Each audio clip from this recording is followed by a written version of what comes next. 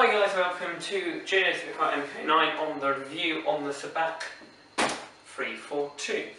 Now, as it came in the box, it was all very well packed, everything was nicely done.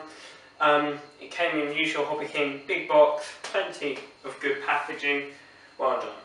So, we move on.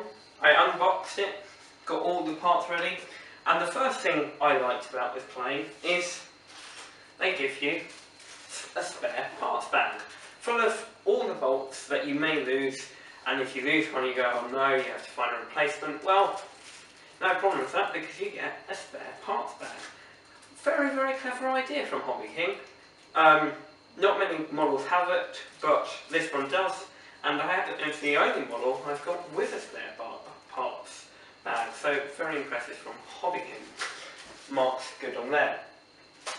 Now, you get a basic instruction manual, like this, but it's not very clear. Most of it at the first is all very sensible, they're not flying into trees, don't fly near roads, but then the instruction manual is nearly useless. Now, I have 1520 eye vision. If you don't know what that means in the UK, that's one level higher than the normal eye vision. So I've got pretty good eye sight. But these pictures are so small, I can barely see what I'm seeing. There's at least 20 pages of instructions, all printed in very small, very, very small pictures. And I don't know what I'm doing. I managed to put it together in about 3 hours. Most people would take about an hour and a half, but I'm not so good at putting models together. If you don't like, it may help to take a drill with you because the amount of bolts that need doing up is ridiculous. You have to do 4 on every control surface, you've got to do with the landing gear. So it does take, if you don't like screwing up, make sure you have a drill handy just to drill in the screws, saves you a lot of time. Now, inside the cockpit, you get loads and loads and loads of room to put your things.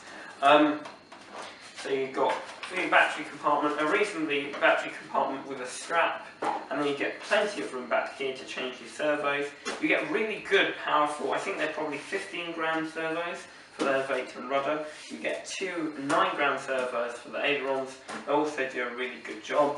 The wings, they're not bolted in, so I can just quickly show you. They are detachable, just pull it off like that. It's got a wooden spar to keep, to stop them snapping under pressure. And as you can see, even though it is a very large model at 1400 millimeters wingspan and 1400 millimeters length, you can take the wings off and fit it in most cars. And then the wings simply just slide straight back on. So, voila. Now, a few faults I did find once I did put it together. Number one, the ailerons, as you can see, have a bit of play. Now, when I flew it, and as you'll see later in this video, it flies pretty good and I didn't have much problem, but still, it should be a bit better. If I pay £110 for a model, I do expect a bit better than that wobble. Another thing I found is the landing gear isn't the strongest. Amazingly, it survived the first 5 flights. Tomorrow I'm going to fly it again, seeing if they survive the next 5. But the landing gear really isn't that strong, so you may need to be a bit gentle on the landings. And the tail wheel, as you notice, isn't there. That's even more weaker. That's a tiny, very weak plastic thing. It's probably going to break quite quickly if you're on a grass strip, so I'm just going to put a metal tail dragger so it stops that. But yeah, the battle landing wheel is extremely weak and only survived 2 flights.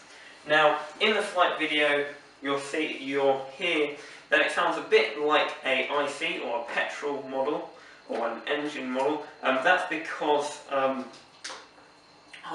because the nose cone at the front was slightly imbalanced. Now it is rebalanced, but it wasn't put on well. So it doesn't actually sound like that in real life, but that's the video. So if you're thinking, what on earth is that sound? That's the front nose cone not being that secure. Finally, it runs on a 3300 milliamp 4-cell pack. I got plenty of these, and the flight times is about 6 minutes I was getting out of it. And the flight time you'll see was only a quick 2-minute flight I had with it. But so far, it's a for the price, it's a very good model. Has some drawbacks, but they're very easily fixable.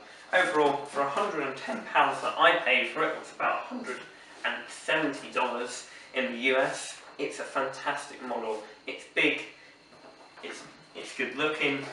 And also, this is typical hobby thing, the orange on the wing is a slightly different shade to the orange in the fuselage, but you know, you can't expect perfections for £110. So thanks very much, and I hope you enjoy the flight video that's coming up now.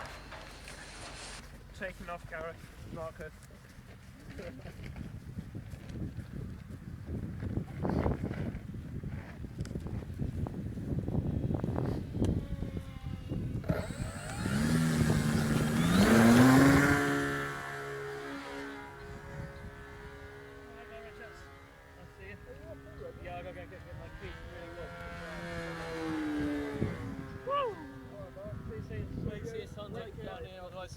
See you later.